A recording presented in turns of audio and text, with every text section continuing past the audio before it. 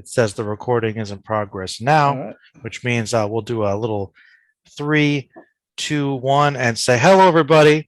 Welcome to another Merlin video thing in the series with Dr. Peter's sci-fi classics, and which we talk about just, I don't know.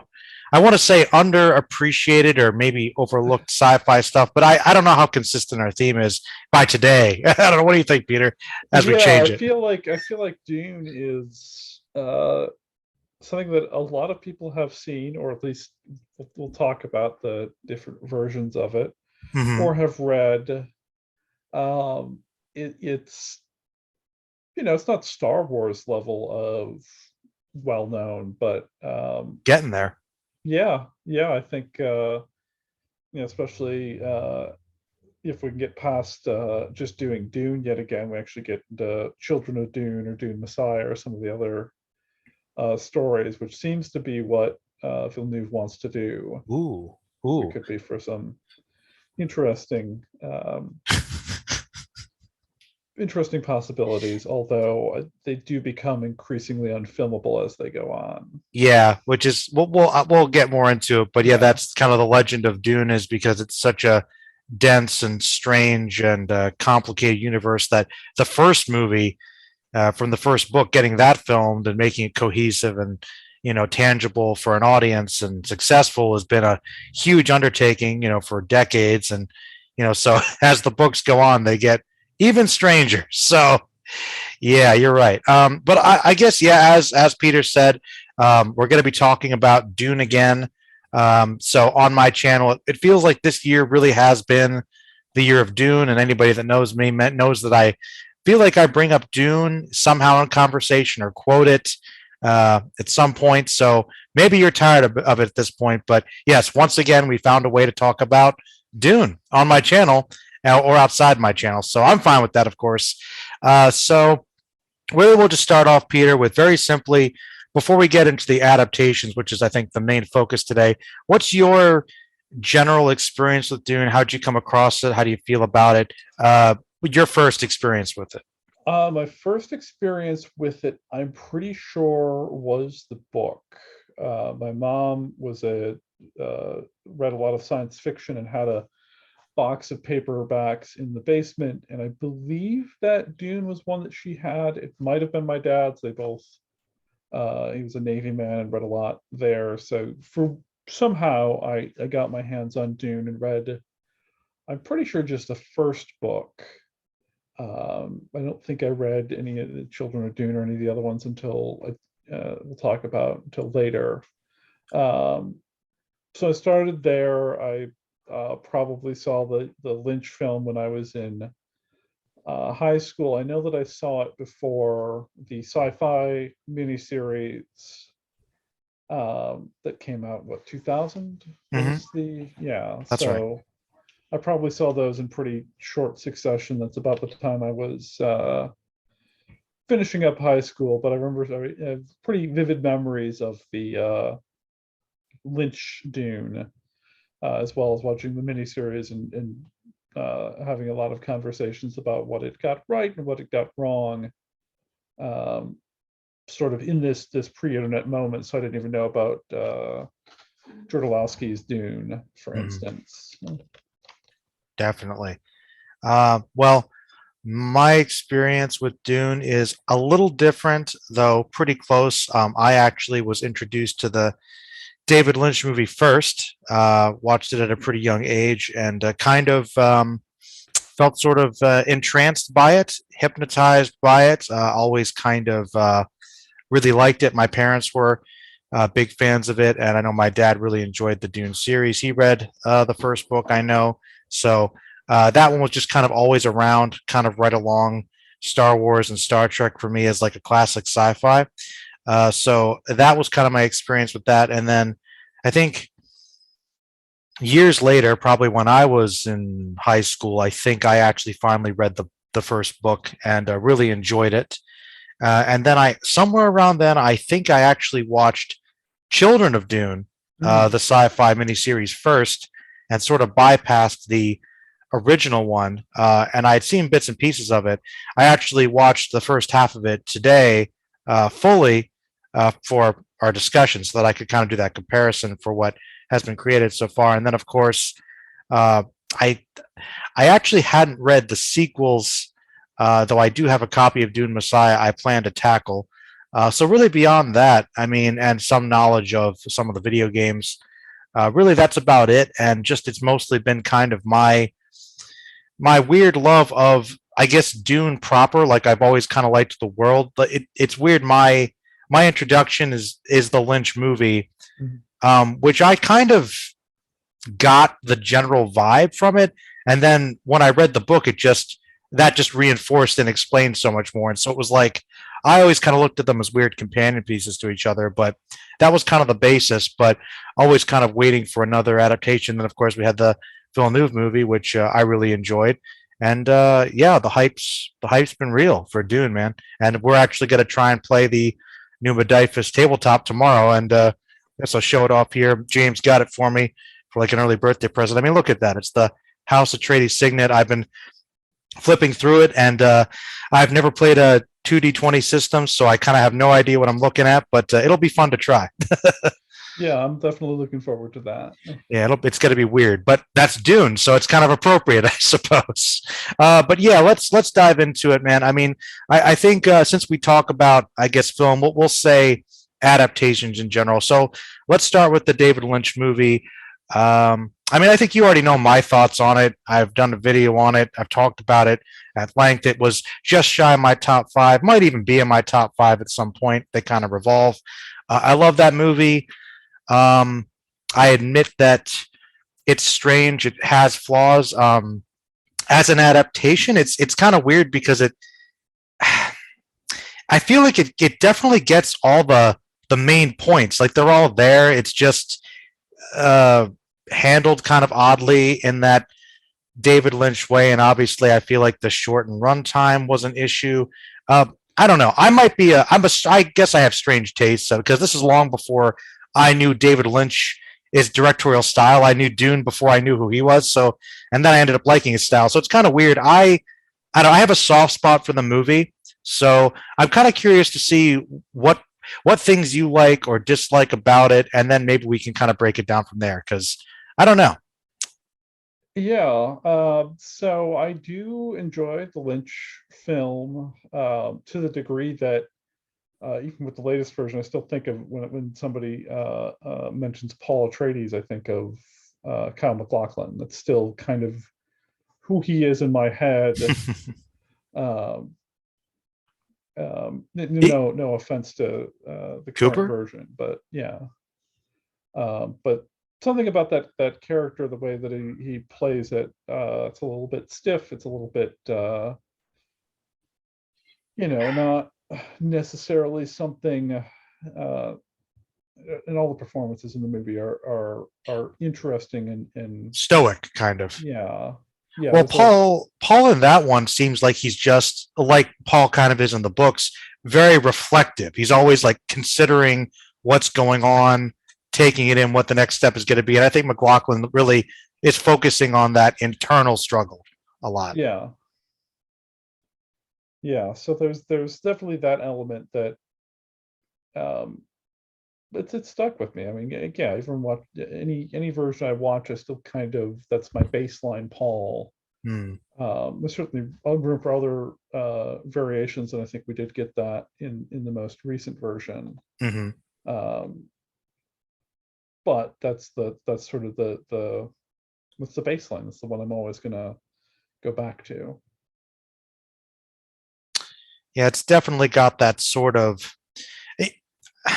One thing that kind of makes me happy about it is that I think there's a couple things that the Lynch movie definitely gets, and I think that even though he later on did smaller films and projects, I think that he did manage to capture the really epic scope of Dune. I think in some ways, I think it's still the most epic and theatrical and bombastic. You really get that sense of scope, and he also, I think, ties into the kind of the big ideas of Dune and that strangeness, the dream sequences. There's kind of an odd kind of metaphysical quality to it, and all that dreamlike quality that he brings kind of really works for Dune. And I noticed that in the sci-fi series and even in the Villeneuve version, there's still that sense of it. And I feel like that really, I don't know if it was necessarily kind of proper to the book itself, but that's something the Lynch version kind of brought and really fleshed out that has kind of stuck with us since. So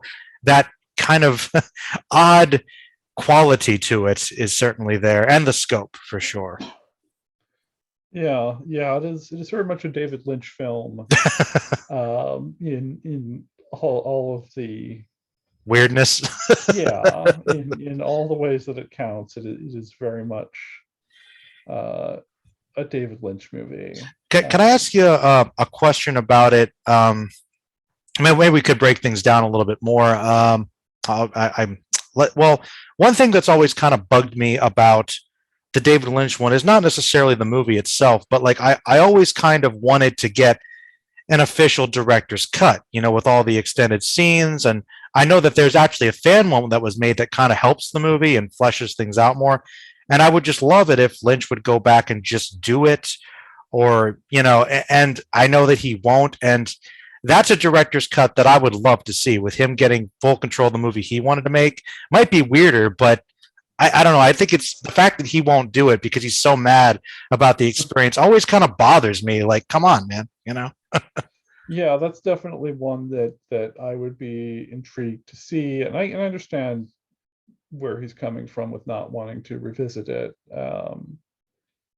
Every David Lynch movie is a deeply personal project for him, and It's true. and I understand where he's coming from. But yeah, that's one that I, maybe more than any of the others, would love to see what this would have looked like. Even just, yeah, with what do a director's cut with what there is, or if they just let him do his thing at the time, but it was, they were looking for the next Star Wars and not whatever David Lynch wanted to do, which was a David Lynch movie. Would you have liked to see his Return of the Jedi?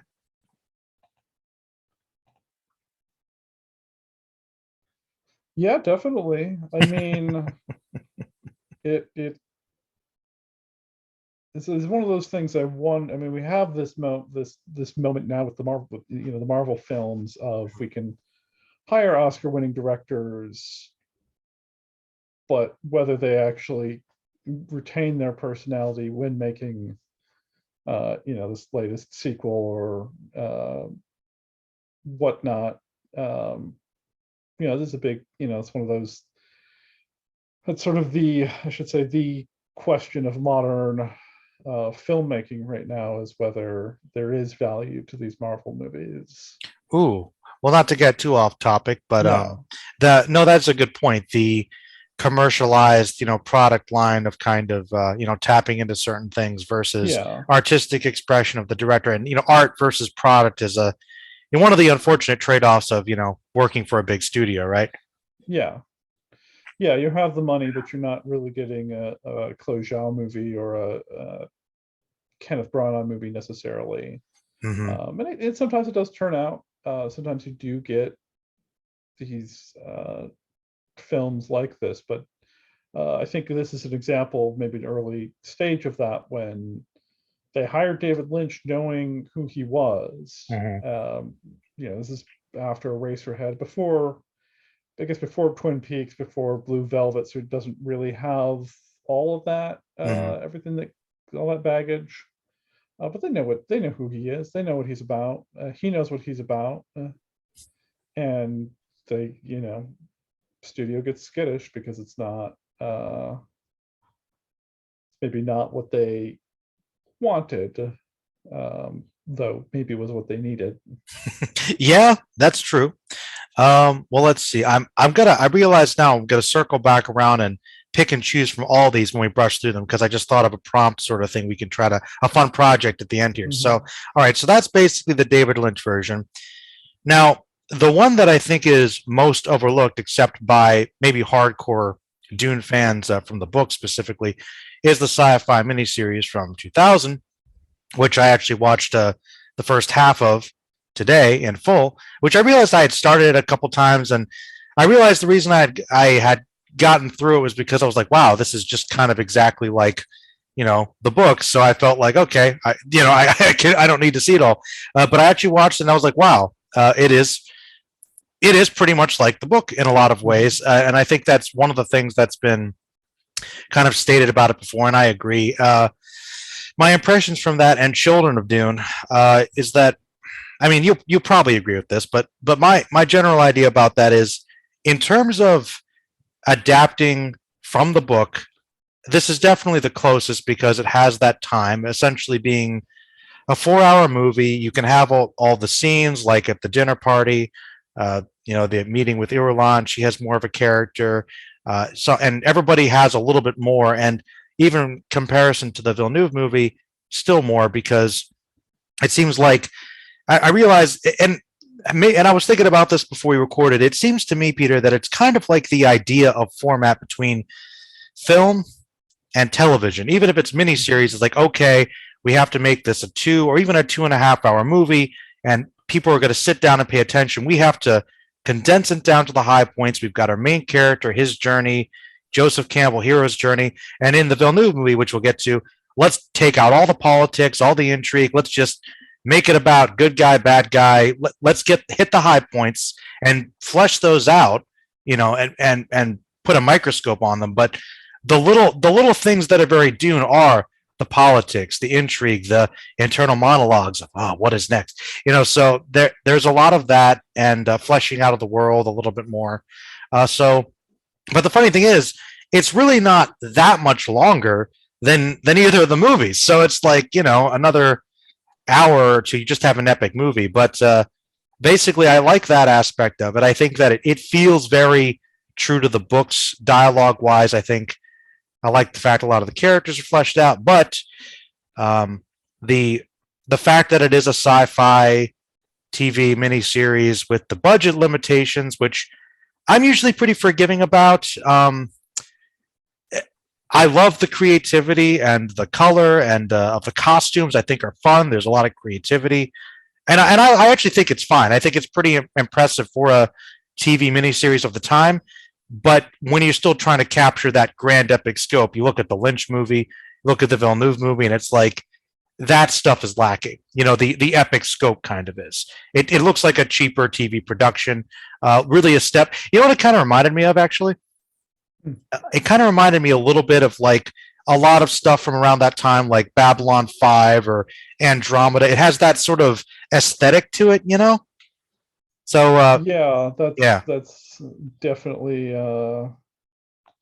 yeah, it's low, but it's, I don't know, $20 million or 30, not a lot of money for that length of a mini series. And they do the best they can with that budget. Mhm.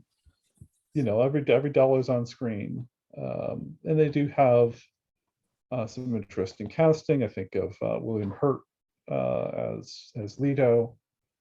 I think that was a very good performance and very interesting. But yeah, you don't have the $200 million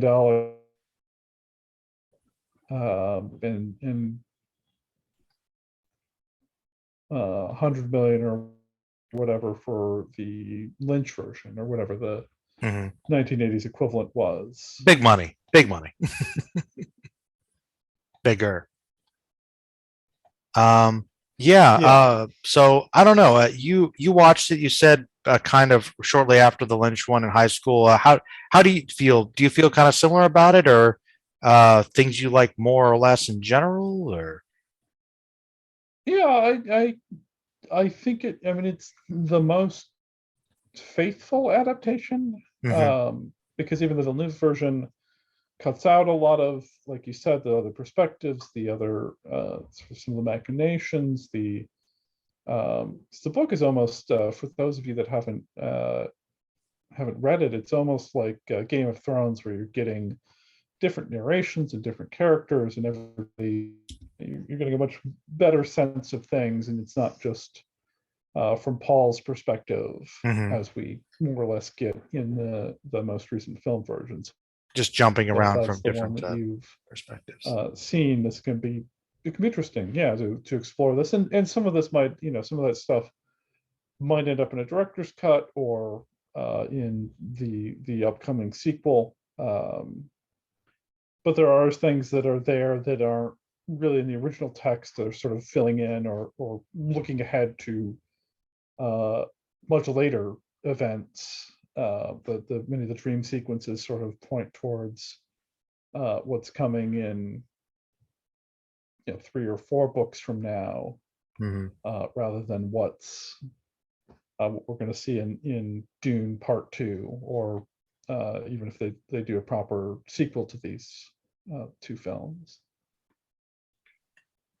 Yes, indeed. And I enjoyed a lot of the casting from it, and we'll come back through for that one. But that one was pretty fresh in my mind, and um, I enjoy it for what it is. I think we're going to see sort of a theme that I think all of these versions have their strengths, and I think are worth watching if you like Dune.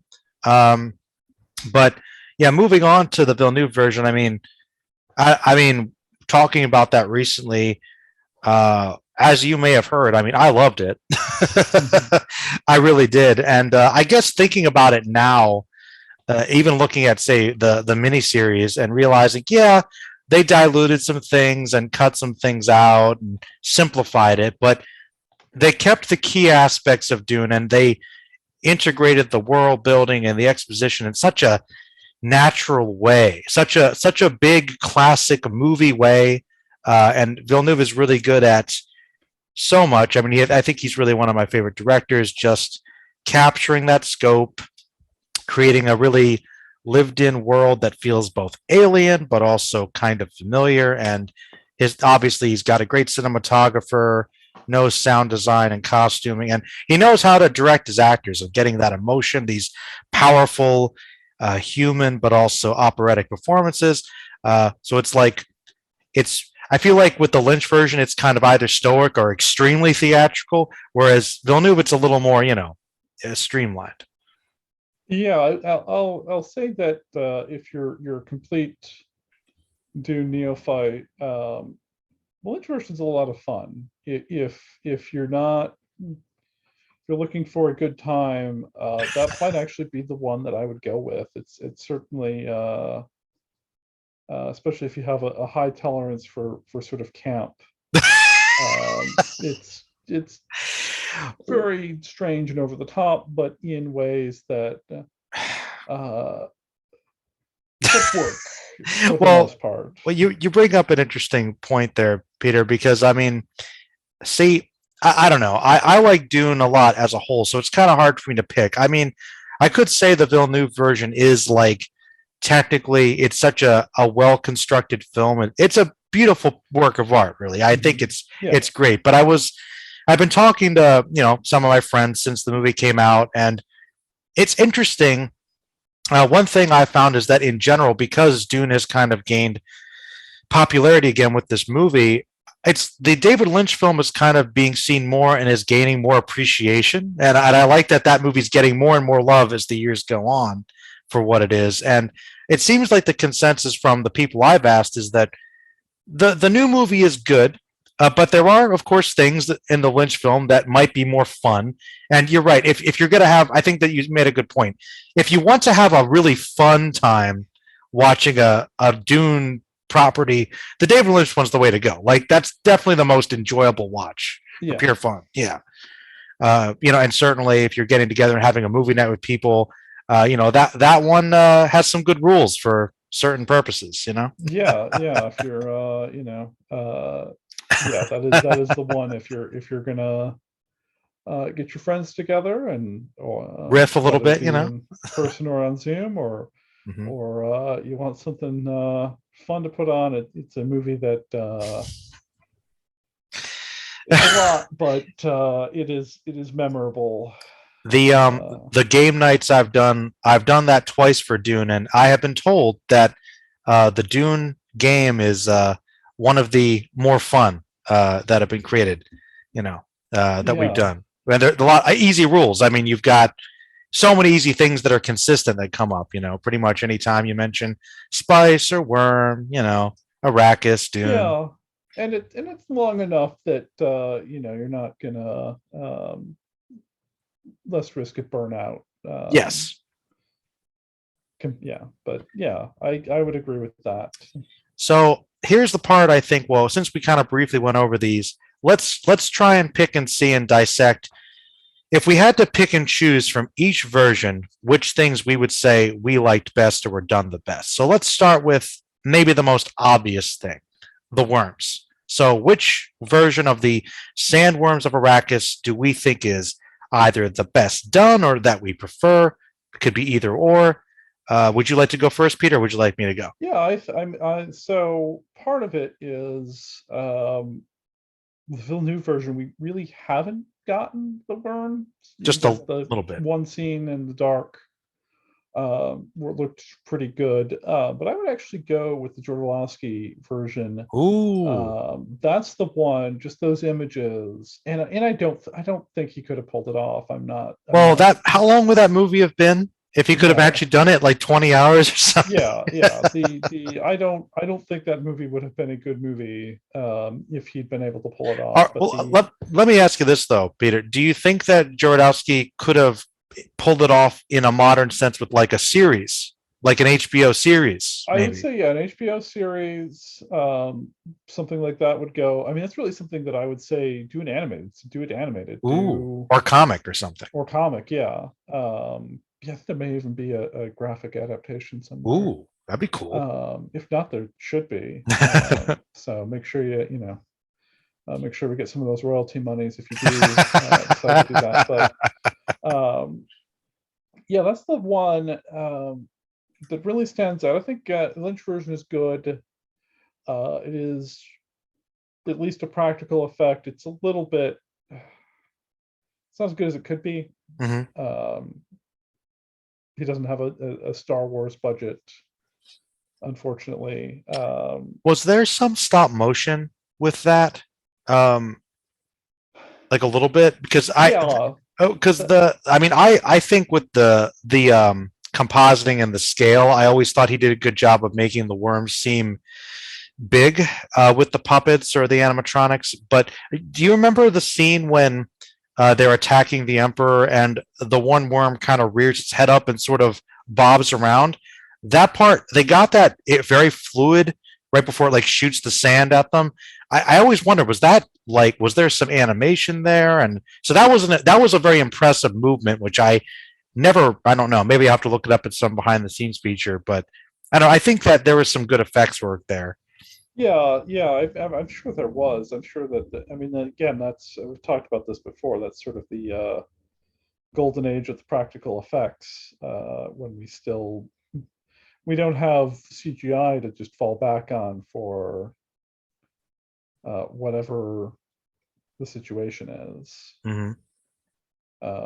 So we do, part of it is that is a real worm on some level. There is a scale model, maybe claymation, maybe who knows. I would be curious to see how they did the worm effects in that because I genuinely don't know. I hadn't. Well, I'll Yeah. tell you what, I confess, because I know that it was, where was it? It was like, ah, oh, here it is. Well, let's see. Justin got me this, so more Dune stuff. Got me the Mhm. steel book from what was it? Is Arrow, and they, I believe, have some extra features. And let's see. So, mm, yep, the making of the film. So, focusing on model effects on the film. So, maybe I could find out something to watch for sure. So, it's a beautiful thing. So yeah, those effects are good. One thing I actually like about the miniseries Worms more so than the other two is that even though they're obviously all CGI, I really like the fact that those worms have the layers of scales, Yeah. and they really get the fangs well. Those worms look nasty. The the well, the Villeneuve worms, from what we've seen, they've got the classic kind of needle teeth, similar to the Lynch ones, but the Lynch ones always have that snout that looks let's see, the worms for David Lynch are extremely phallic, probably not intentional at all, with all the Yes, themes in yes. Dune.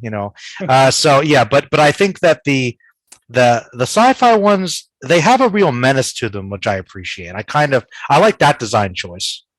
Yeah, I'd agree that those are probably the scariest ones still. I mean, part of it is that um that was, I was in high school when this came out, but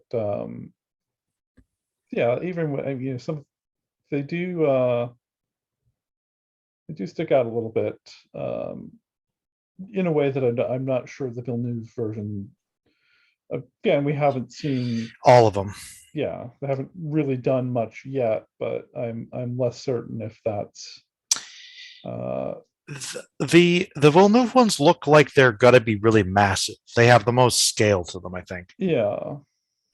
Well, let's see. Okay, so those are the worms. How do you feel about the? This will be interesting because we only have half a Villeneuve movie, of course, for some of these. But the navigators, the Spacing Guild navigators, are a very interesting aesthetic choice in all versions, I think. Yeah, that is something that I'll say that everyone kind of ended up with a different idea of what they look like, and Because it's pretty open to interpretation in the book. They're humanoid esque apparently. yeah, yeah, I don't think, at least in the actual Frank Herbert ones, we ever get much of a description of them, and I'm I believe in Dune Messiah, I think they do say they're kind of fish-like because remember one of the villains was yeah, one of the navigators and he's in the tank, but they don't go into a lot of detail. That's true. I don't think so. yeah, I don't, it's been so long since I've read those, but I don't remember. Well, to be honest, I remember the Children of Dune. He was a character, and I also opened up started reading Dune Messiah, and the first chapter is literally a couple of different people. I forget. I think it's another noble. It's the Bene Gesserit mother and the Spacing Guild guy in the tank conspiring about how to kill Paul, basically. So Mhm. that's how I heard about him. But yeah, I mean, I think that's actually one of the. I mean, talk about one of the reasons why I like the Dune David Lynch version is because it's such a unique film, and there's a lot of creativity that there's no other movie like it for sure. Um, and your first scene you choose is for dropping exposition is his version of the Navigator, which has all kinds of. I mean, talk about an effect. The weird mutated worm man, as I call him, the worm guy. Yeah, Um, Very creepy, interesting alien in the tank, breathing out the gas, but communicating, I guess, telepathically, maybe. Um, what a I talk about alienating audiences in 1984. I feel like they'd be like, "What are we watching?" yeah, I feel like audiences came in expecting another Star Wars with cute and cuddly Ewoks, or something in that vein, and got That yeah, yeah, yeah. I can't imagine being some, 6-year-old going to see that movie. it's like Star Uh, Wars, Daddy. Oh yeah, no, I'm so scared. What is that? yeah. Yeah, That that. that and there's a Uh, lot of elements like that throughout the movie. yeah, I would say it's not really a kids movie. No. I probably watched it at too young of an age, but I was fortunate enough to have a lot of movies like that. So make of that what you will. But yeah, I mean, I always kind of liked that interpretation of that. Obviously they use so much spice and they can, kind of bend space, but they also have that side effect of becoming less human and also being unable to survive without the spice is cool. And I mean, the transformation is very lynchy. The creature. I mean, I'm kind of fine with it. Um, but I also really kind of like the sci-fi version where they're just fish, lizard, wing people in the I don't you know I don't, and I think they're also practical. I think there's like some CG and some practical too. Yeah, yeah. I mean, I'm always I'm all we just out. We're both big fans of the practical effects. Well, all right, I know we do beat this down, but I mean, I think that's okay that we mention that. I mean, all right, Yeah, and tell the people, Peter, why is it that on our sci-fi videos and pretty much every other thing when we're talking about movies, why do we always say this? Why are we such big fans of practical effects? Remind me again. Remind me yeah, again. Why? because it's a lost art, and there are things you can do with the matte painting that that the best computers in the world can't duplicate. And hey, a lot of these movies, at least the first two projects we're talking about, have matte paintings that are lovely. Yeah, yeah, Look good. yeah, Love that. I love a matte painting, man. yeah, There is something to the physicality and all the work put into it that there is something that is missing. I think in the computer. I agree. yeah, yeah. There's a depth even when it is clearly a matte painting. There's a sense of depth to it that uh, is harder to get when it's a green screen, a CGI green screen, even if it's um, green screen of an actual landscape. It there's something different. Something. It's artificial, but that's part of the draw. Is just letting yourself get absorbed in it. Um, in the same way that the Spacing Guild, and again, we'll see what Villeneuve does with it. It's Mm-hmm. a puppet in a tank, but there's something to it. It's there. Yeah, and I mean they use kind of like this glowing effect around it, I guess, in post to kind of give it that. Because I remember glancing at the clip a long time ago, thinking, "Oh, they just did an old CGI," but I'm like, "No, that's some kind of puppet in there. That's pretty cool." And I think in Children of Dune they do a full CGI fish guy, but Mhm. still, he looks pretty cool. So I do like those. I different interpretations, but I enjoy them both. Um, I I don't know. I don't know which one I prefer. Well, kind of relating to the fish worm men. How about also something that was kind of removed from the Villeneuve version? I wonder what we're going to see in part two: the bending and folding of space. I'll tell you. I can tell you which one I like more now. I'm giving this one to Lynch fully. The whole weird bent traveling through the weird it. What a beautiful, bizarre sequence where I think in the sci-fi series it's just like points to one planet, points to another, and that's it. So that was a great sequence, I think, in the Lynch version. Yeah, Lynch. I mean, it's Lynch. He's a director that knows how to put a dream on screen, and that's what it feels like. It is Yeah. this strange and sudden and almost magical. Yeah, just it feels like that a weird dream, but in a way that yeah, it sticks with you. I think Villeneuve could definitely do that as well. I think of his work on Blade Runner 2049, which had a lot of those dreamlike qualities, and I'd be interested to see how he interprets that because he is. I mean, I think that he's pretty clearly looking at the Lynch version as well as the books in what he's doing. hmm Yeah, I think he did Uh, say that for a lot of the aesthetics, he is using some of the Lynch stuff, yeah, which is good. But yeah, no, I think. Do you think he's holding off a lot of stuff for part two? Like we'll see some of these things, or do you think he's just gonna say, you know what, that's too weird. I want to not confuse people because he has taken a lot of stuff out. I think yeah. I mean, smartly. there's this whole character like Fade, Hasn't shown hasn't. up yet. Yeah, Irulan hasn't showed up yet. I like maybe they're just not going to. They're going to fold it into um, fold them into other characters Hmm.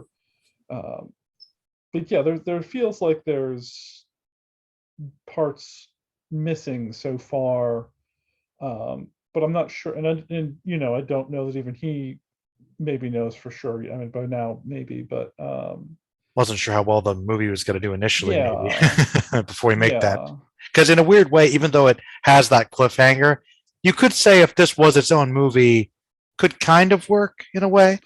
yeah.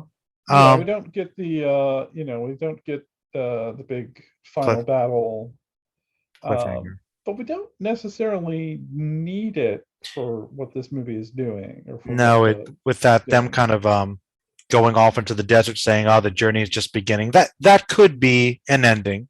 Yeah. Um, but yeah, moving on, a couple little details before we get to the really meaty stuff.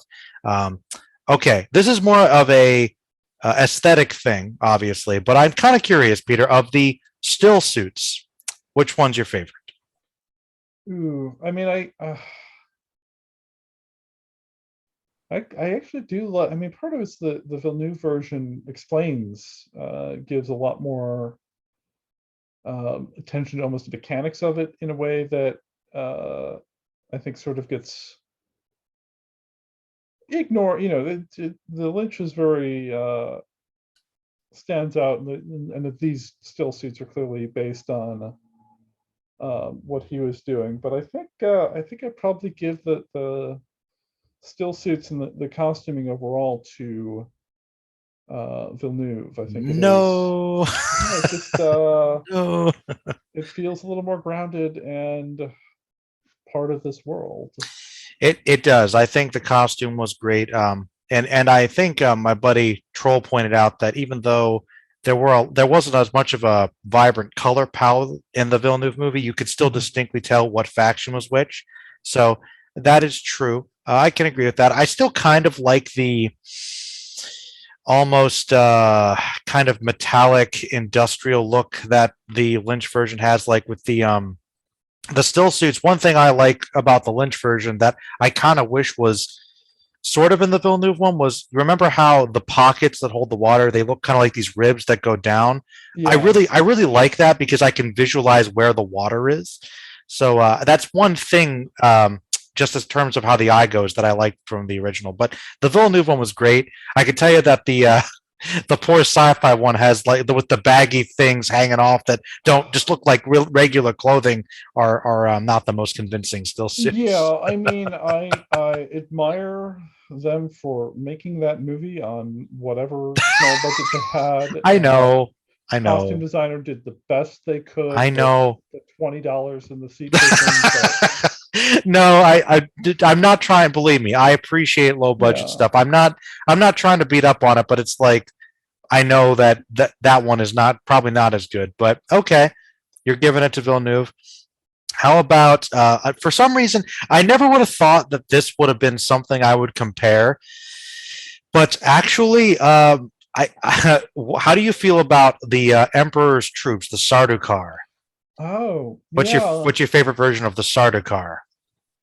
oh I'll tell you mine. all right. I'm giving it to Villeneuve, man. He made them Yeah, so creepy, dude. I really liked how they were introduced, where they go to this Oh, frozen planet, and yeah, that was, yeah, that stood out. They're built up better in the Villeneuve version, hmm, because they're mentioned multiple times. Like, oh yeah, there's these really badass troops that are um, felt better set up, and when they show up, um, it it feels a little less sudden. hmm. Um, that, oh right, all the crack troops of Leto get wiped out because somebody turned off the defense shield, and they just kind of roll over. That's something that the Villeneuve and the Sci-Fi Miniseries does all right with, of actually setting up the what's going on better than the Lynch version, where Well, sometimes I feel like he's just kind of rushing through plot stuff to get to the stuff he wants to actually the direct, the big scenes he really wants. whatever, yeah, the big set pieces. And It's like I took this movie because it has weird dream sequences. If I can yeah, just pull this crap out from the book here to get it done, I can focus on the weird stuff. Experiment. That's probably, part of his yeah, thinking. He did. I yeah, think he did a fine job, but yeah, big project. But no, I agree with you. I think I don't know. I always kind of overlooked them a little bit in the other versions and as a whole, because I mean they are really only in the first book, but I think Villeneuve really liked, like, the idea of these these terrible troopers that are like the most dangerous soldiers. And you're right, the way they're built up. And I love how not, we were talking about episode one of all things before we recorded, but you know what I kind of equated it to in the Villeneuve version when okay they're taking out the Harkonnen troops and okay it's not that bad, the Atreides are doing okay, but then the the Sardaukar kind of like swoop down, they're levitating down, and there are these big tall guys all in white, classic contrast of the bad guys are not in black, they're in white this time, and the guy's like, oh, Sardaukar, everybody's, they start like sweating and oh no, we got to get serious now. That reminds me kind of the scene in episode one when the Qui-Gon and Obi-Wan are going to the Trade Federation, and they're wiping them out, and then of course the destroyers show up. Oh, master destroyers! No, Droideka. Okay, we have to be serious. It's like that kind of equation. So basically, Sardaukar really mean business in the Villeneuve version. You can feel it. It's tangible. Yeah, there's a weight to it that. But yeah, I don't even know it's really in the book even. No, that's the thing. Like Yeah. I never. They're there. They're mentioned like a lot of little things in the book, but they're not. They're not really a big focus or anything. No, it's yeah. So I think yeah, that definitely stuck out at me and was there's Lynch has some memorable Well, stuff. the Lynch Sardaukar. The funny thing about it is, I didn't realize they were Sardaukar until recently. I thought they were just Harkonnen troops, but there's no real distinction. But I will say, I kind of like the design of the Harkonnen troops more because I guess they're from a different. The Sardaukar, they're from a different planet, so they're in these hazmat suits. They have to breathe different atmosphere, and I love the they all carry these giant machine gun laser things. It's kind of hilarious. So I do like their design is much more traditionally evil looking, which I appreciate. But yeah, we're kind of like, wait, who are they? Who are they supposed to be? They're the bad guys, but that's about it.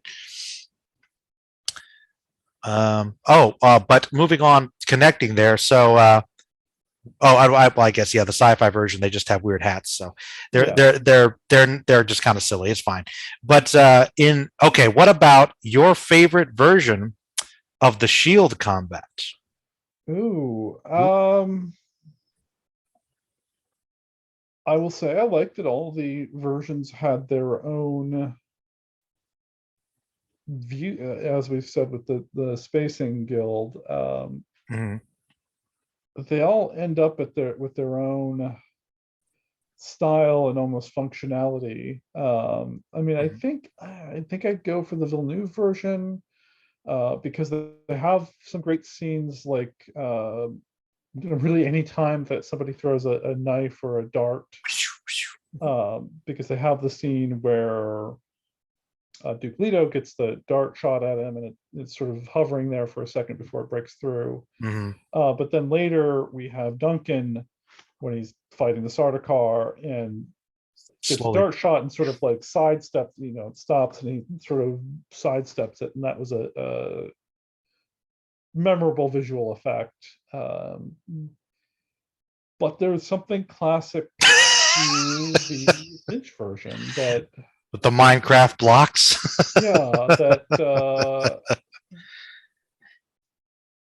is not sleek. It's not It's blocky. yeah, It's it's blocky, but that you're in space. You work with what you have, you do the best you can. Not every. No, I kind of one thing about I guess all the versions of this is you get the sense that you know tech. The interesting thing about Dune in general is that it's far enough in the future that there's all this advanced technology, and there was a time when technology was really much more important in the focus, but then they started to have problems with all this is all backstory about the machines revolting. So it's like we're going to really dial it down to genetics, going to have very limited technology. We've got our spaceships that are controlled only by these weird people that use their weird biology to travel versus traditional engines, and we don't really use lasers because explosions with the shields are too tangible. So it's like we fight with swords. We're basically in feudal times. It's this interesting, like in a lot of ways, it's very condensed in terms of how technology is.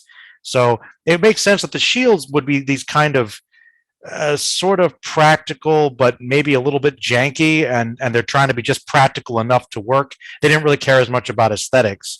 And you could say, okay, the Lynch version, they don't have aesthetics, but it works. And the Villeneuve version, it's just practical enough to work. It doesn't have a sleek design. It pops up visually when it needs to, when to indicate when something's been hit, which I think is very similar to the sci-fi version, actually. Yeah, the sci-fi version's much more limited like that. Which I think is fine. Let's see. Okay, I think that was it for the aesthetics. Now we're going to dive into things. Okay, one thing I've noticed about watching all these is that it seems like people that are looking through it, they know the important lines, they know the important scenes, and there are certain things that are done to a T again and are very similar. And let's see, starting with the first most classic one. Put your hand in the box. Which one's your favorite? What's in the box? Oh, wouldn't you like to find out? Oh, I hold at your neck the Gom Jabbar, Paul. Are you an animal or are you a human being? Let's see. Yeah, I'll be honest with you, Peter. I kind of like them all, but I'm putting you on the spot here. Yeah, I know.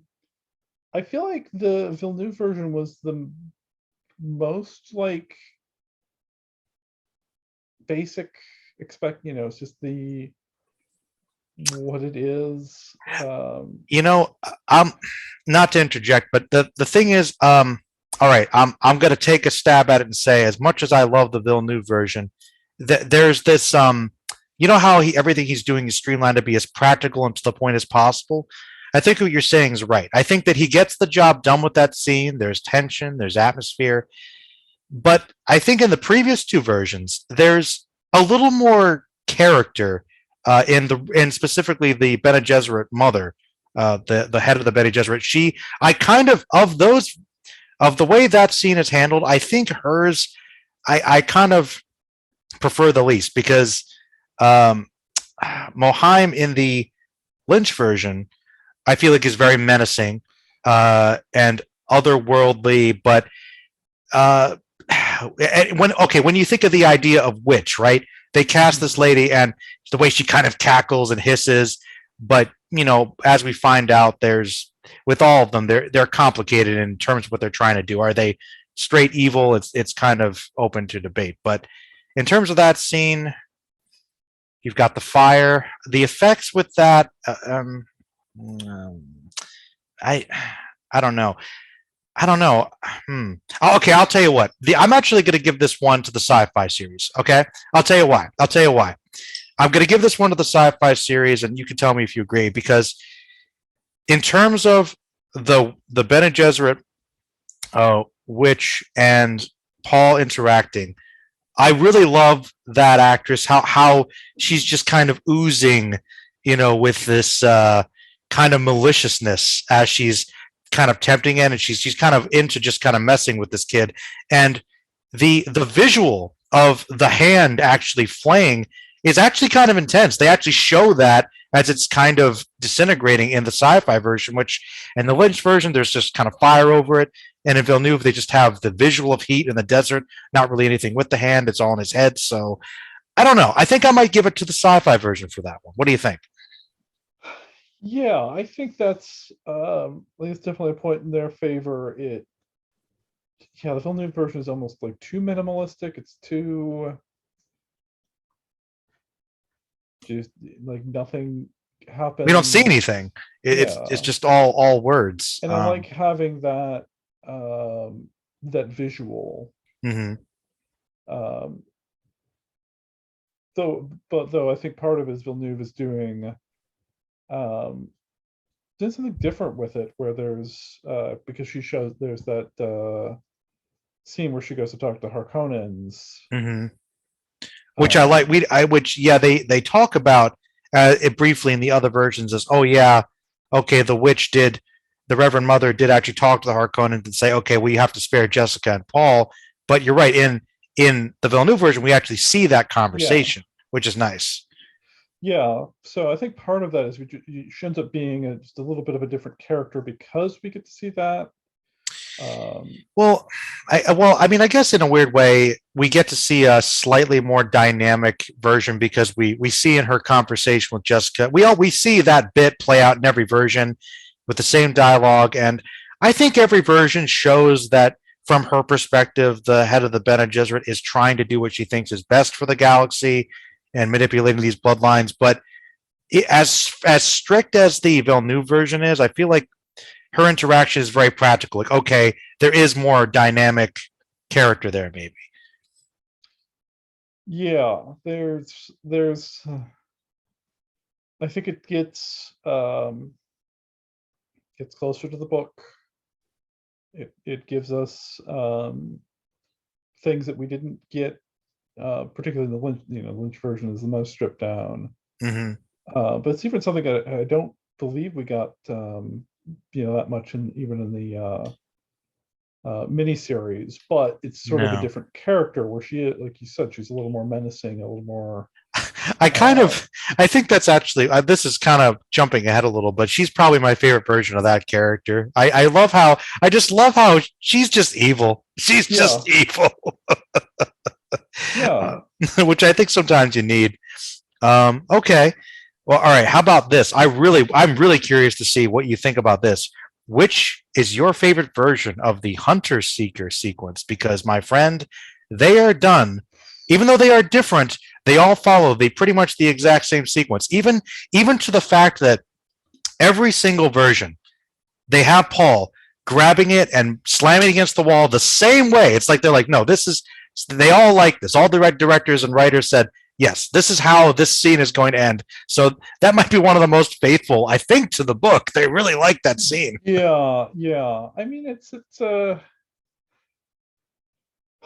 um, I like the Villeneuve version a lot, in part because we actually get that explanation where there's a Harkonnen wall, like literally walled up in the pipes or Just like whatever.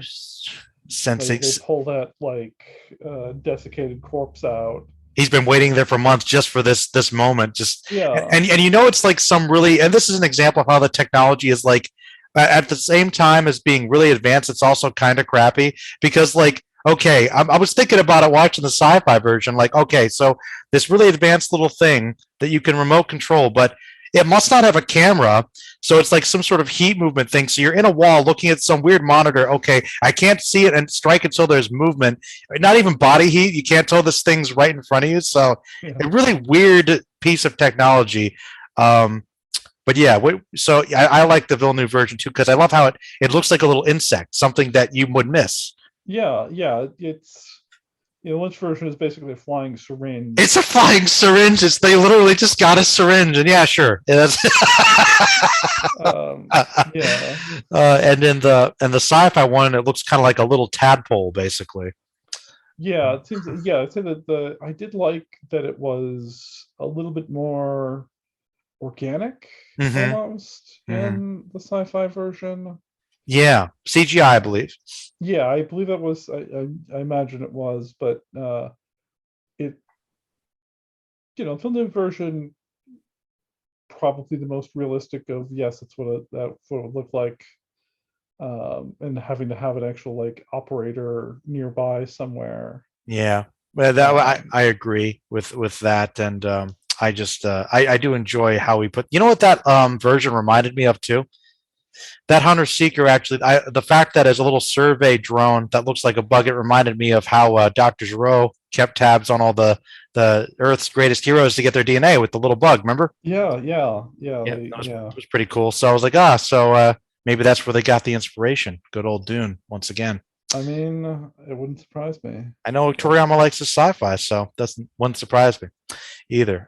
Okay, and the other big one that comes to mind as far as scenes that I feel like they all kind of follow the same structure. Like they really wanted to get this apart. Is the first revealing of the worm when he attacks the spice harvester? How that sequence plays out, that whole section. Which one do you prefer the most? um, hmm.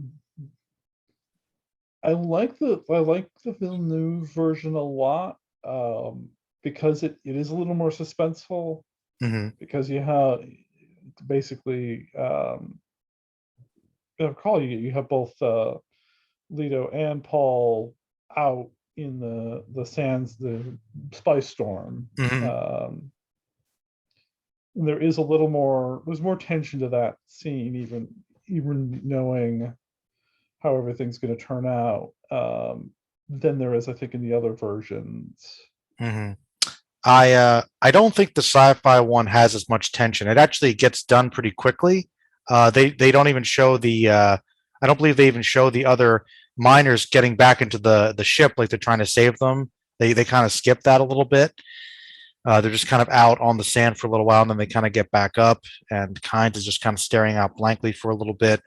I think that the Lynch version does a pretty good job too of I think capturing some of the scope of the worm and some of the tension and dialogue and thoughts that Kynes has about Leto. But I agree overall for scope and tension. I think Villeneuve's probably got the best version overall for that. So okay, now we're gonna move on to I think the biggest section. So thus far, let's talk about characters. So let's start with the big one. Mr. Paul himself, Paul Muad'Dib Atreides, Usul, the Emperor eventually, and no spoilers, all that stuff. So you said that McLaughlin is kind of like your default, when you think about Paul, but do you think he's the best version on screen? I mean, I will say it's a little hard to say for sure with Timothy Chalamet. Well, let's go with part one of each thing, just to be fair. Yeah, that's part of it. Is there's a lot of stuff that is in the part twos Mm-hmm. or equivalents thereof. A lot of the big, a lot of the big character moments, the face off with the Emperor, and um, the war to come, that I think is part of why I end up with this, with McLaughlin as sort of my, Yeah, McGuack. um, version of it. Father. Yeah, he's a little over the top, Just a but little bit, but yeah, he, but it's an over the top movie. Like the whole movie yes, is dialed up to 11. I would say that the performances for a lot of people in the Lynch film and McLaughlin especially, it's very Shakespearean. When he goes for the Yeah, speeches, Emperor, we come for you. I mean, I believe it. I like that guy. Man, some of the visuals in that movie are great. I just imagine I'm imagining the scene with Paul, after he's kind of like taken on his role as the leader, and he's kind of looking down into the army of the Fremen, with their giant flags, and he's got the Fedaykin up there, his holy warriors. Man, just I love it. My name is a killing word. It's just kind of just contemplating how he's going to be. But well, look. I'm going to say I like McLaughlin the best too, but I will admit that's bias on my part. I think Kyle McLaughlin's a great actor. I think he's a bit underrated. He's very good. Um, he does have a fullness and power to him. Like I could believe him kind of taking on that role as a leader more so far than the other versions. But Timothy Chalamet, I think, brought that vulnerability of youth to Paul as kind of that young hero, sort of uncertain about his place and what's going on, which I liked. That I think brought him a little more grounded. And once again, the sci-fi version, that actor, I feel like his performance is actually once again in some ways closest to the book, and we get a lot more insight into his character, and he's a little more well-rounded in some ways than the other two versions. So they have their pros. But yeah, I'm going McLaughlin. I'm going McLaughlin all the way. He's got that epic quality. I just can't, that presence, with the curl and the Chris knife up. yeah. Yeah, man. And then, yeah, we'll talk about the last thing there. But yeah, okay. So we're giving that to one to Lynch. So okay, what about the Lady Jessica? Who's your favorite Jessica? Because I'll Hmm. tell you before you answer. I'll tell you one thing I noticed about Jessica. Um, I think they do a good job of casting her every time. I like all the Jessicas. I Yeah, I really would say do. it's not a bad Jessica. Yeah, That's a tough one. yeah, I like what they did. part of it is like the character is a little more fully fleshed out um,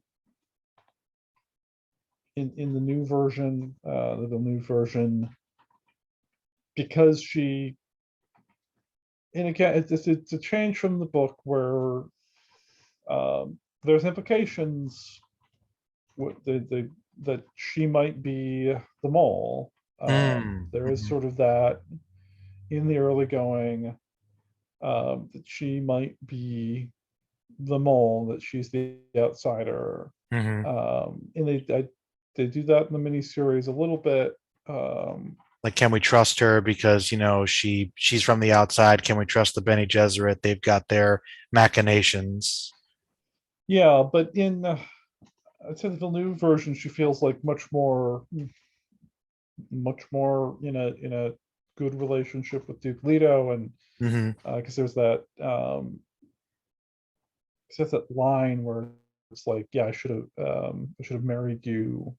I should have Mm-hmm. married Jessica. Um, it says it to her rather than To himself. yeah, yeah. I should have married you. Yeah, do yeah. you So it feels, uh, yeah, do you think that in each version they do get the sense that they loved each other? Because I feel like they do in every version. yeah. I'll say that, and I think that's the case. The the new novels fill in more of that as it goes on. We do get a more fleshed out relationship, but I'd agree with that. Rebecca Ferguson stands out, in She's part very good. because she feels like a character with more agency. More presence and like the I agree. I think of all the as far as the Bene Gesserit training, she seems like the most powerful and threatening of the three, for sure. Yeah, yeah. She just feels like a more feels like the character. I should say it's not even. It's just the character's given more to do. Yeah, well, more fleshed out in Yeah, general. Though I think the sci-fi version, she's pretty dynamic too. Actually, yeah, she gets more time to shine. The but once again, I like her in the Lynch version. I think she does what she needs to do pretty well. So they're all good. But I agree. I think Ferguson for the win on that one. Just more going on. Let's see. Who's next? Okay. This one I actually think you might be surprised by my answer. Um, who is your favorite Gurney Halleck? ooh. This might be a trick question, Peter. It was I for I me. got I got to go with Patrick Stewart because he has the pug. He carries his No. little dog in the See, barrel. see, this is the It's a Peter. it's a Peter. yes. Look, usually I'll go into the camp and the meme worthy stuff. And here's the thing. Yes, by default, I would think that Patrick Stewart as Gurney Halleck would win. And I want that to be the answer. I want that to be. Okay. But I kind of think that the version in the sci-fi series is much more fleshed out than any of them. Yeah, I mean, yeah, that's the problem with the Villeneuve version is Gurney doesn't really have anything. He trains Paul a little bit and then he gets captured. Yeah, and I feel like that's just the sci-fi series gave him more character and he has more of a backstory. But it seems Yeah, like that's kind of the fault in the Lynch version and in the Villeneuve is that because they're focusing on the high action, it's like this character who really has a little more going on as an advisor is kind of regulated to just another body for action, really. yeah, But I think Brolin's fine. I mean, yeah, like Patrick Stewart is my personal favorite, of course, and he has the pug and he's got the gun. Long live Duke Leto. I mean, yes, I know that's yeah, awesome. That is yeah, awesome. I just wish he had more scenes. yeah. So that's. But yeah, I think he's great. But I might give that one to Sci-Fi Gurney in Yeah, terms of I can respect that. just trying to be fair, Peter. I'm trying to be Yeah. fair. Okay. And on that line, what about Duncan? What about Duncan, Idaho? Everybody's favorite. Well, I have to go with the Villeneuve version. Jason Uh, Momoa landslide. Yeah. yeah, in part because he gets to be a badass warrior in a way that They never show us. yeah, he kind of just dies in Lynch. Like, oh man, it's Lynch is great. like Like, there, and then he's like dead. I like the choice to have him survive and escape and give him that big heroic fight scene. badass kind of Um, sacrifice. Absolutely. yeah, and it sets up better if they ever end up doing the later movies. It sets him up as more of a badass warrior. Hmm. For Because the it's interesting you bring that up, because I feel like until see, it was one of those things that until I actually kind of saw the Children of Dune miniseries, I always kind of wondered, why is it that Duncan Idaho is like talked about as like this great guy? Why are they putting so much emphasis on this character he's so great, he's so awesome, we love Duncan, and then he dies so early in the book and in the movie that David Lynch was like, okay, Duncan seemed cool, but like they build up this moment, and I'm like, I barely knew this guy. It's just kind of weird. Oh, they clone him, and as he Duncan is much more of a factor later on. But if you just know the one movie or even the first book, you'd just be like, why are we focusing so much on this guy? So yeah, I agree. I think if they do more with that, yeah, Jason Momoa was awesome. I feel there's charms to the other ones, but it's Jason Momoa, man. yeah, he brings the right balance of humor to the role in sort of that happy warrior.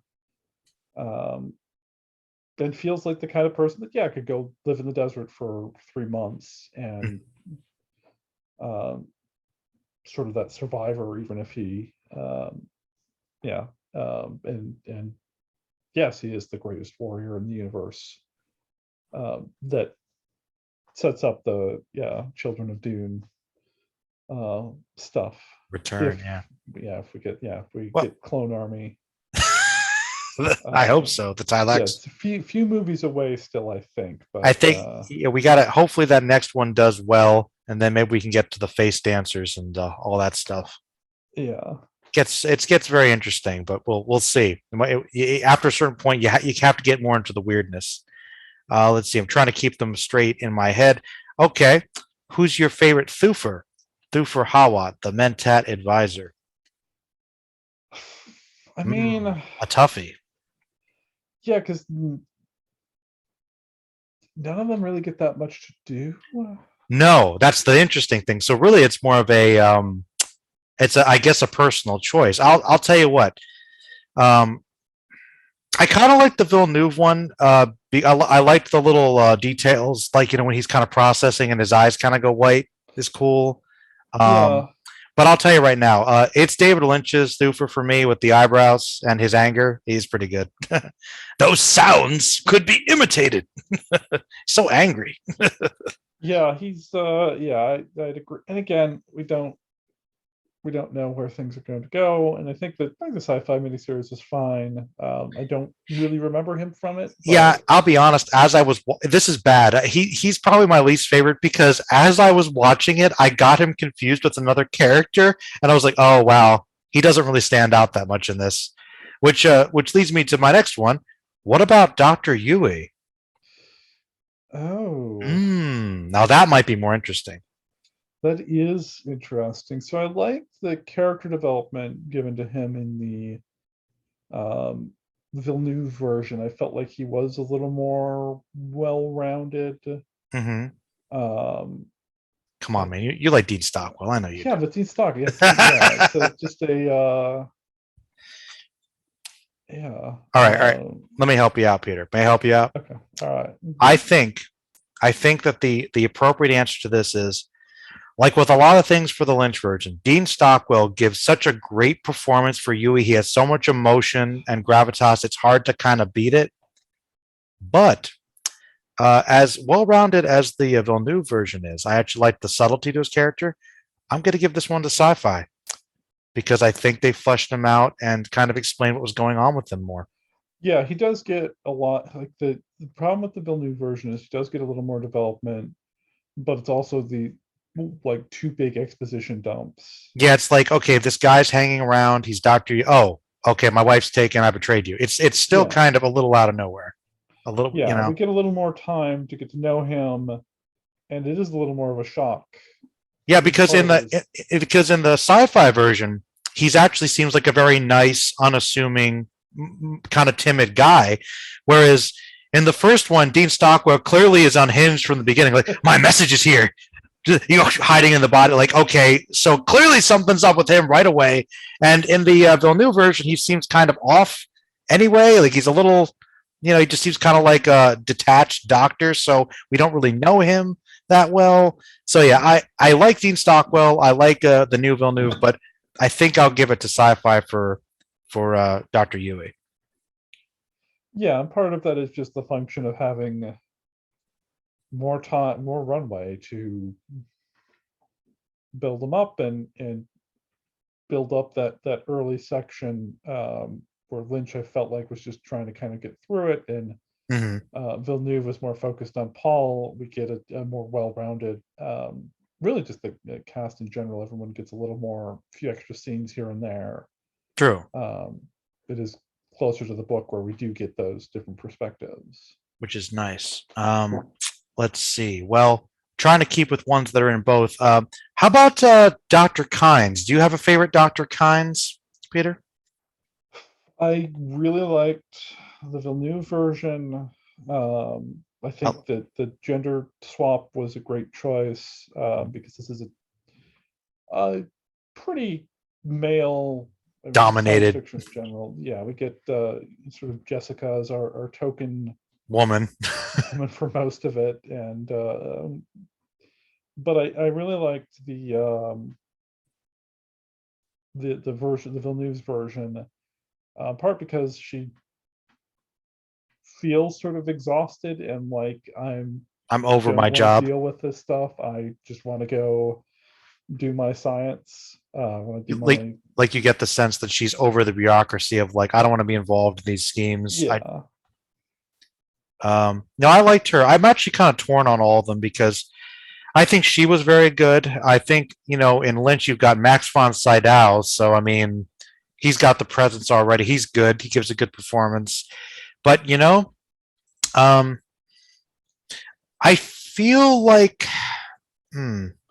I honestly think they're all pretty evenly matched because they kind of do what they need to do pretty well for that small role, that small but important role. I might give it to Sci-Fi purely because I like how creepy and insane that guy seems. He seems very like a guy that's studying the topography of the planet, and really getting in deep with the Fremen. There's something with his wiry hair, that his voice, that Dr. Kynes really stands out to me as like a real mad scientist type. Yeah, I could agree with that. Like, that might be just kind of a personal thing if I have to choose, but I don't know. I really liked him.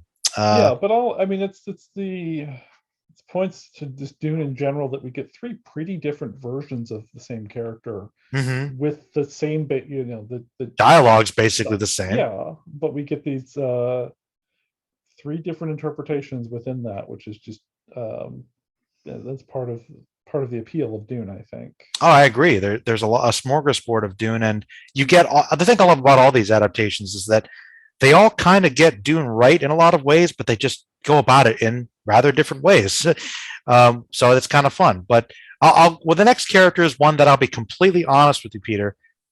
I don't really care that much about this character. But so I'm giving this one to you. You can lean in. Who's your favorite Stilgar? Oh, okay. I'm kind of with you. For some reason, I don't really. I realize he's the leader of the Fremen, but he's kind of one note to me. I don't know. Yeah, he gets a little more to do, and Sci-Fi. Yeah, it's sort of just a plot device in the Lynch version. Sci-Fi probably has the best, at least so far, character, because he'll have more to do in part two. But so far, I guess Sci-Fi. And also this one's got an asterisk to it, but Chani. You have a favorite? No, wow. Yeah, she's not really the best. Well, I'll tell you what. I'll go for sci-fi just at this point because most character, and she gets more to do in Children of Dune. Um, Yeah, she's kind of just mean, angry assassin girlfriend. I kind of like her sassiness in sci-fi. Um, so I guess she's got the landslide victory there for having more of a character thus far. Um, Blade Runner lady is there in the Lynch version. She's pretty, I guess, and she falls in love in a second. And she's in dream sequences in Villeneuve so far. So yeah. I mean, I think Zendaya is a good actress, and I'm interested to see what she does with the role. But yeah, she has basically a scene of interaction in some dream sequences. so So that's asterisk part of it, and it's a character I think there is room. Yeah, I probably agree with you. The sci-fi probably is the best so far.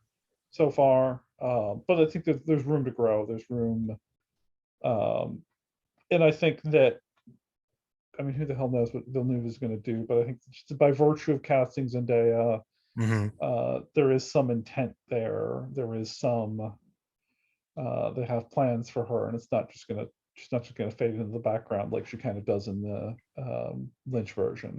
Well, one thing that's been consistent from the book for the character is that she is kind of sassy. She's a tough woman, and I think that Zendaya clearly has that bite to her dialogue. So I think that's there. She could be a match for Paul, which is good. You know, we need some strong women in Dune, which is interesting because they're the Bene Gesserit being a powerful female force. There's a lot of interesting gender ideas in Dune, along other things, but that's a discussion for another time.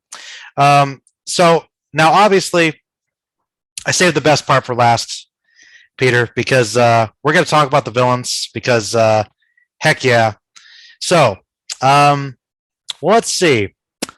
I know who we're going to end with. Let's start with Glossu, the Beast Raban. Or let's start with Raban. Good old Raban, the big meaty henchman, nephew number Yeah. one, our Harkonnen baddie. Yeah. Okay. How do we feel about Raban? Um, I think, Oh, crush them, Baron. yeah, it's a fun role. Oh yeah, I would love I to play think, Raban if I had the yeah, muscle. I think everyone that has played him had a good time with it. He's a bit one-dimensional. He's the Um, mean. yeah, But let's see. So we've got Lynch, who's that guy. He's just warrior dude. He's got a lot of cackling. You've got kind of grumpy, brooding sci-fi version one, who's kind of still trying to kind of lead, but making a lot of dumb mistakes, which they imply in the books. And in Villeneuve, he's just very angry warrior guy. So very different versions of essentially the same character. Do you have a preference? I would say it's probably going to be the. I like Batista. I'm curious to see. He's got a good sense of humor about it. I could see it being kind of fun, but I think it's the Sci-Fi Miniseries. What? In part, Whoa! but he has More more of a character. character. He's not just The big meaty Beast. guy. He's kind of an idiot, but he gets more to do. He's so angry in that too. He's so Yeah, mad. but it feels Okay. like he has something to prove. I liked that aspect to it, that he. He's insecure. Yeah, and maybe I'm reading too much into it. Maybe I No, need no, I think you're right actually because I yeah, just watched it. He feels very insecure about Fade being clearly better in every way. yeah, And yeah. and it's interesting too because I didn't realize it. Raban's the older brother, so he's in line to inherit Mhm. the baronhood from the baron. So yeah, I'm kind of wondering like how secure is my position? I'm not making good decisions. So I thought that you're right. That's Yeah, you're probably right once again because he has more character. But I'll be honest, I like the Lynch version. I like the big savage guy. I really do. yeah. No, I no offense to the Lynch version. I think it does. It's good. It fits within the world that Lynch has made. Hmm. Um, Um. Oh, you know what? I'll tell you what. We did talk about the Bene Gesserit queen, head of the Bene Gesserit. So before we get I gotta end this on the big one. So before we talk about the rest of the Harkonnens, um, well, all right, this one's going to be an asterisk because these characters have not appeared in the Villeneuve version yet, which is interesting. Um, do you have a favorite emperor between the two? Shaddam the Fourth. Very different. Yeah, I the Lynch one is fine, but he's kind of just a stodgy old man. Exposition. All right, you know what? I'll tell you this. Um, Once again, sci-fi, we get this kind of calculating guy, very diplomatic, who seems very refined. Where you're right, in the Lynch version, just seems kind of grumpy, kind of annoyed by the whole thing. But he has that sense of epic gravitas to him. He's got the great outfit, the military outfit that looks like an old Navy general or something, or admiral. And he does have great lines, like everybody in Lynch version. And he also defines genocide for us, for his troops. And he's like, this is genocide. And then they kind of pause. And it's like the deliberate and systematic destruction of all life on Arrakis, in case we didn't know. So, I mean, he does that for us, which is pretty great. But so you're leaning more towards the sci-fi one, I guess. I think so. And I'm really interested to see what Villeneuve does with it, does with that Emperor, because we're not going to get the Lynch version or the sci-fi version. I don't think we're going to get something very different, just from the servants of the Emperor we've seen so far. And I have an interesting answer for you too, Peter, which I think maybe you might like this. Here's this. Now, I do kind of prefer the Lynch version just because I like his whole aesthetic, right? But I agree with you I think the sci-fi version, he's got more character for sure. I kind of like so far the Emperor in part 1 of Villeneuve. Do you know why? Because we just have the presence of the Emperor through his Sardaukar as this evil, malevolent force. Like the Emperor is like built up in this weird way, almost as an unseen force, which I really like. So I kind of like that. I agree that, and we get, because we have his, because when I was watching the Villeneuve version, I was expecting Emperor to show up when everybody showed up on Caladan, and no, it's just like they have this big procession, but it's just the voice of the Emperor or whatever. Like the mouth of Sauron equivalent, basically. Yeah. Sardaukar, the language, Seleucus Secundus language, or where they're from. Love that name, Seleucus Secundus. What a name for a planet. Yeah, a lot of great names. Gedi Prime, love the name of the planets. Okay, also a caveat, because she's not in the Villeneuve version yet, but Irulan. Yeah. Here's the thing. I feel like I'm jumping ahead. Do you want me to jump ahead, or you got this? No, because she's like a one-dimensional character. She's a plot device. Well, okay, here's the thing, though. Okay, here's the thing. Hear me out. You're right, but Virginia Madsen as Irulan in the Lynch version is iconic. I mean, she comes up and she gives us so much exposition, and she even fades out and then comes back because she forgets to tell us more exposition. She literally says, "Oh, and I forgot to tell you, it's on this one planet." Like, it's pretty great. It's pretty great, dude. I mean, it's awesome. Yeah. Okay. Yes. Virginia Madsen, great actress, and she does good. But you're right. Again, I would probably go with the sci-fi. Because she actually gets something to do. No, actually, I'm looking at this from. No, you're absolutely right. Oh yeah, and Children do. No, I'm with you, man. I actually really like.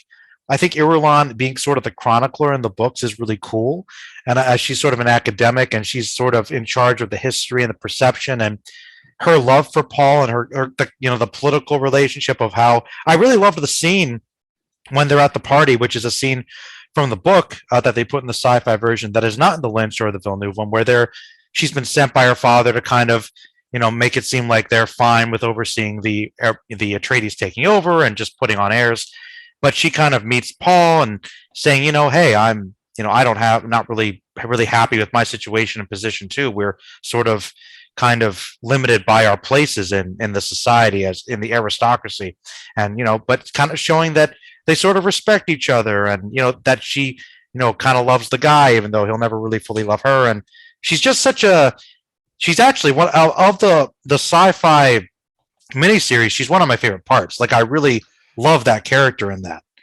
She's great. Yeah. Even when she's doing her little Tai Chi thing and her, she comes in with the once again the cheap but creative costumes. That big frill with all the butterflies on it. Like that's so cool. You know, Yeah. Yeah. the costumes are great. Yeah, Queen Amidala would be jealous, but yeah, man. So Irulan, I guess sci-fi for now. But okay, so now let's get back to the Grand Slam. So okay, we talked about Raban, the Beast. So once again, an asterisk, but let's talk about Fade. Lovely Fade. When I've crushed these people enough, I'll send you lovely Fade. Yeah. I mean, Sting is, Yes. he is definitely meme worthy. But, he embodies that character. He is Very arrogant and bloodthirsty. Yeah. Talk about just like, you know what? I've never seen Sting in anything else, but I loved him in Dune. He was killing it, man. Yeah. You Yeah. know, He was the.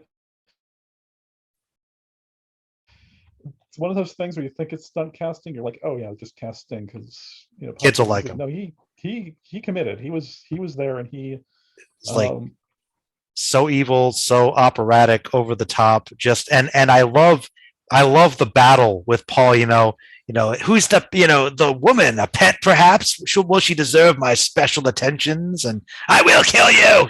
It's just my blade will finish you. Yeah. You can't beat it. It's just scene No. chewing, and his costume, and of course the iconic, armored underwear and the steam bath is great.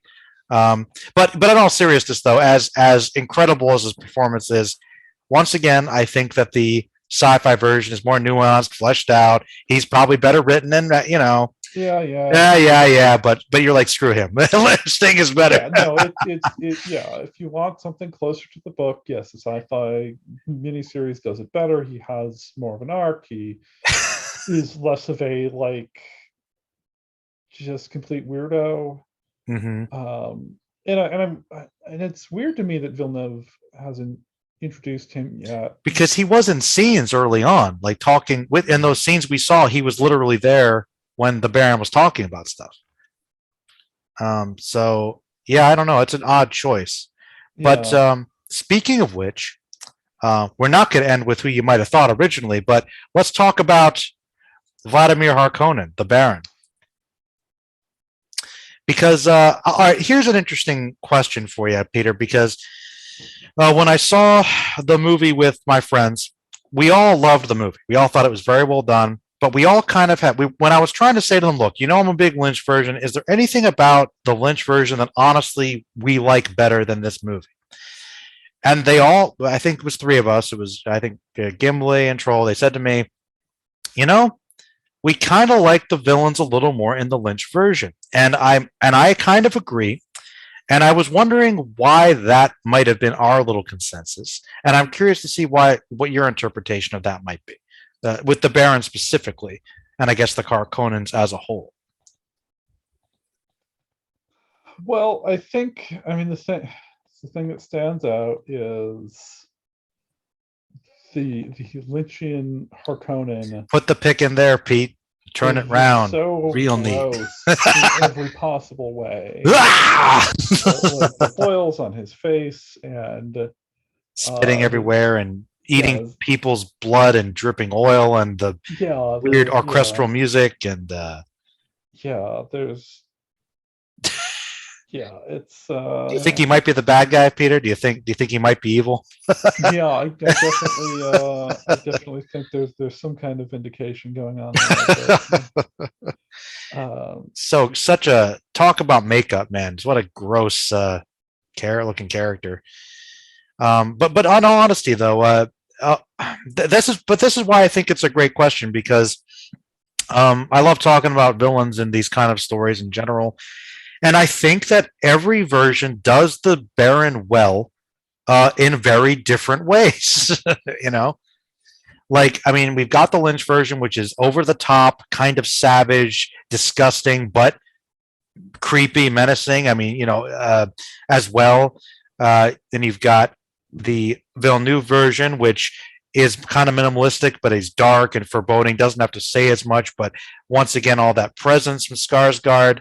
All everything's much darker, maybe a little more simplified in some ways, but a lot of presence.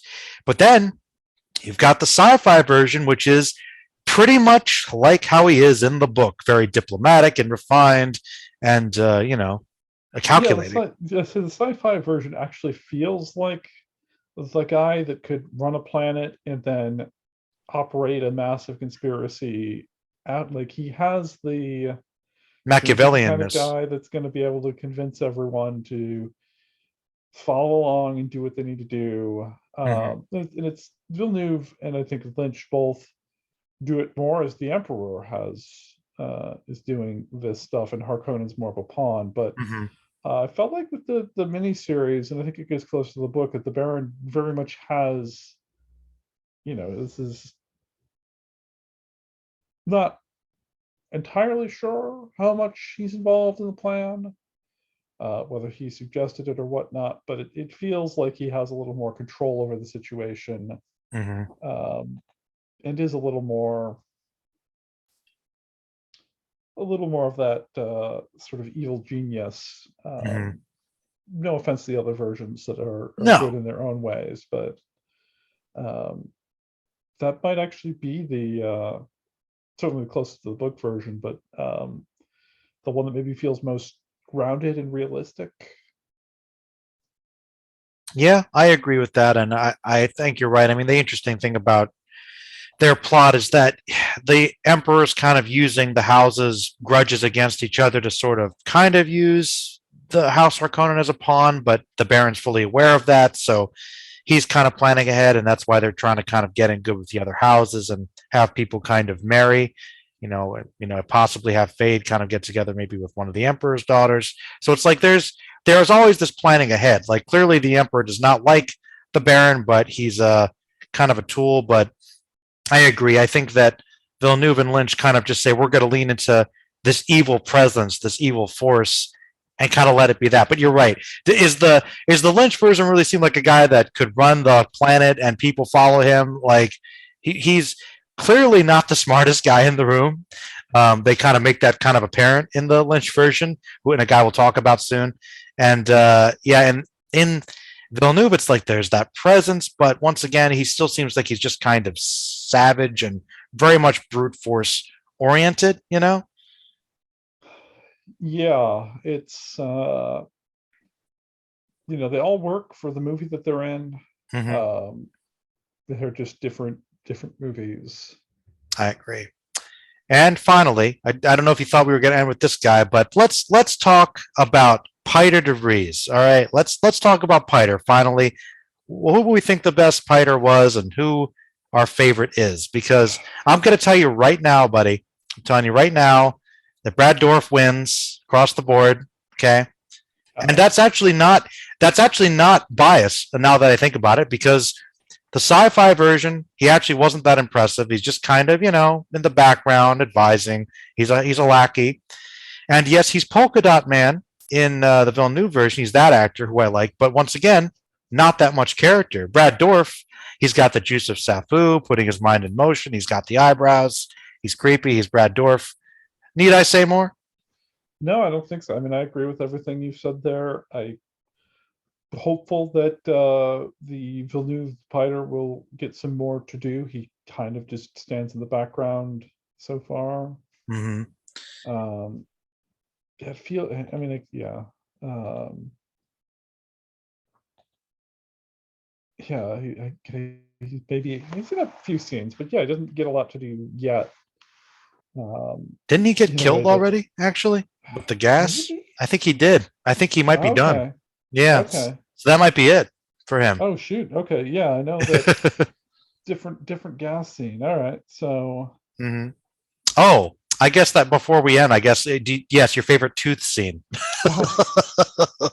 I like the probably the Villeneuve version, even though the Villeneuve version felt like it was set up better, it built up better, it actually sort of worked like it was supposed to, Hmm. um, made sense and was a little less ridiculous and over the top, even if it did involve the Baron flying up to the ceiling. But I liked where they like I think it's I don't remember if it actually is the Beast or not, who just runs out of the room, locks the door behind them because they're like, "Yep, okay, everyone's done," Oh closing yeah, yeah. gas. They kind of just like lock him behind, even though the Baron's in there. I think it's just some Yeah, soldiers. Yeah. yeah, yeah. I can't. Yeah, but I like that like, oh, yep, no poison gas, everyone's dead. Yep. Yep. Just Lock the what, door. We're gonna wait it out. and then he Um, kind of just sits in that back to sludge or whatever. yeah, yeah. Yeah, The weird oil. that was pretty cool image. Yeah, man. But in terms of just general comparisons, I feel like we kind of went through all the big stuff. Did I miss anything, or anything else you want to kind of cover before we sort of wrap it up with the Dune discussion? I mean, I think yeah, we've covered all the big stuff. I'm definitely curious to see um, how Villeneuve deals with the later elements of the story, the big final battle coming up here. Hmm. Um, I think it'll be because great, personally. yeah, I'm looking forward to that. I'm because we didn't really get we sort of cut the attack on the Atreides compound short, where Hmm. just, oh well, our ships are getting blown up, and so I'm curious to see where that money is going to go for the big fight. I think, I mean, the big thing I'm kind of curious about is, when they kind of have the assault on, I think it's Arakeen, just thinking about, riding all those worms into battle is going to be interesting because it's pretty cool how they did it in the Lynch version, and the sci-fi version kind of escapes me at the moment because I actually didn't watch it yet. I'll have to, but I'd imagine it's not quite as impressive as the Villeneuve version probably will be. I Um, don't remember it being. I mean, again, it's been a while since I've seen it, but I don't remember it. that well.